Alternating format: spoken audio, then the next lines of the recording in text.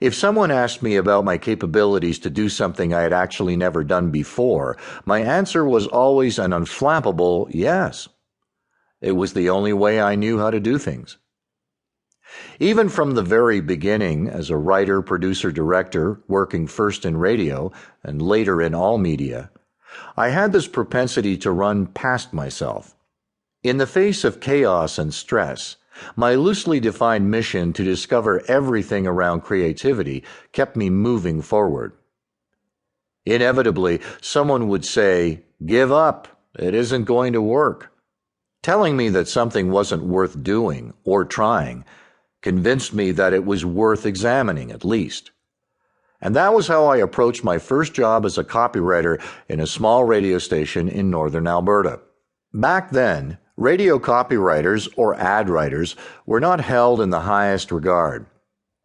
Over 3 decades later, not much has changed, sad to say. Copywriters are necessary cogs in the wheel because someone has to script and produce the ads for paying clients.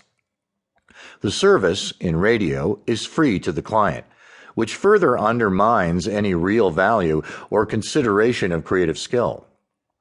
Unfortunately, most ad writers are not trained. The average radio copywriter understands little, if nothing, about activation methods, tone and manner, in other words, the technical aspects of writing ad copy.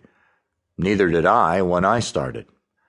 How I won my first national award within the first 6 months of writing and producing commercials is a function of imagination gone wild, unbridled, and uninformed. The commercial that triggered it all was a funky rap I wrote and produced for a propane gas distributor. The acknowledgement was motivating. It also compelled me to learn about the craft, about marketing and advertising communications and creative strategy, what activation methods and tone and manner were, and how they worked. However, there was nothing substantial in any form which spoke to me about creative process, creative thinking, concept development, and ideation. I relied only on my innate creative abilities. I did not learn to be creative or think creatively based on any particular educational process. Creativity was, for me, always there like an invisible friend. Eventually, I asked the question that launched my investigation. How do I generate ideas? How does anyone generate ideas and concepts?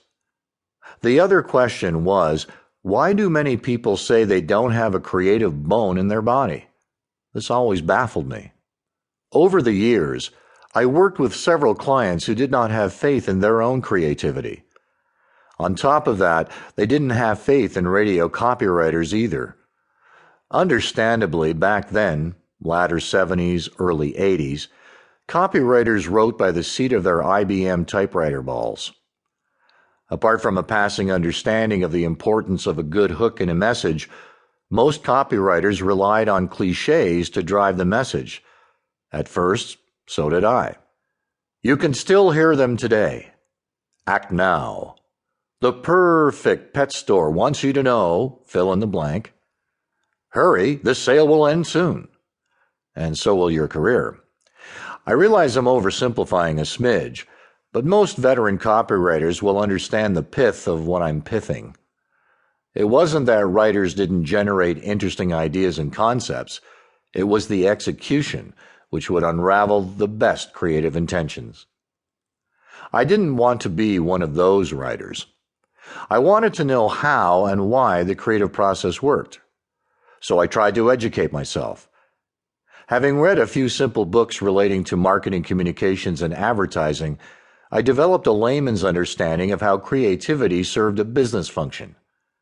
Creating commercials wasn't just about the written or spoken expression of ideas. It was much more than that. It was a process connected to defining who the audience was, the position of the brand in the marketplace, the unique selling proposition.